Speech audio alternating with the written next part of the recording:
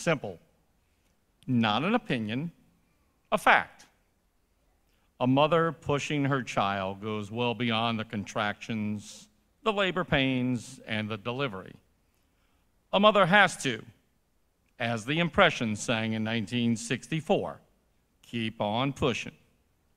Yet toss in a twist to the situation, as a mother of two healthy boys gives birth to her third son, who enters the world with a diffability. Yes, you heard me correct. I said diffability, not disability. Yeah, it's a new term I've learned in recent years, and it really means what it says. We all have differences. Now, Mom is and has been sharp-minded, and sometimes sharp-tongued too, and I'll come to that shortly. She knew the moment her OB entered her room without her newborn that something was amiss, and that dear old doc had no skills to convince her otherwise. His only out was sedation. The next day, Doc brought in an orthopedic colleague who offered a viable option to see another doctor. And that marked my announcement to this world and to my family. Exactly 1 week later, my day 8 upon glorious earth, Mom listened to this new mouth speak of uns. Yeah, it's N'. Can't, won't, wouldn't, shouldn't, don't. His diagnosis of arthrogryposis, being my birth condition, was real, but his treatment offered naught. The shrug of shoulders, that's the world we live in today mentality.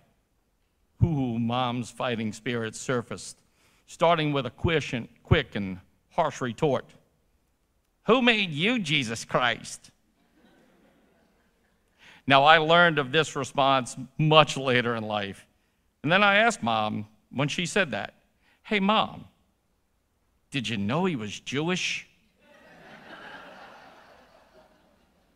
She answered that she didn't even think about that. She had a son to take care of. You know, she was 2 months shy of 27 years old when I was born, and she pushed that doctor into testing himself and his skills and his ability to work as he never had before. And that doctor later told Mom that she changed his life and his outlook upon his profession and career. Today's world would never allow for some of the things Mom had to do in that hospital, with limited to no nursing assistants back then. Mom had to force this screaming and crying baby's hands into unnatural positions so that one day those hands could grab and hold and write and feed and steer and throw and wash and do so many other independent living skills many just take for granted. As I spent nearly 8 months of my first year in a hospital bed, Mom worked days, slept her nights in an uncomfortable chair beside my bed. Well, during the ensuing years of infancy, Mom employed encouragement and incentives. Her baby earned pennies and nickels and quarters for grabbing and lifting weighted down jar lids, a vision of her own physical therapy method. Her baby smiled to the phrases of, "You can and you will," long before Nike ever thought of just doing it. Mom pushed, literally, when her little boy didn't lift that spoon from the cereal bowl. In a moment of laziness, when this young boy chose the old method of leaning down to the spoon held slightly over the bowl, Mom arrived just in time to push him with a different incentive and a defining phrase.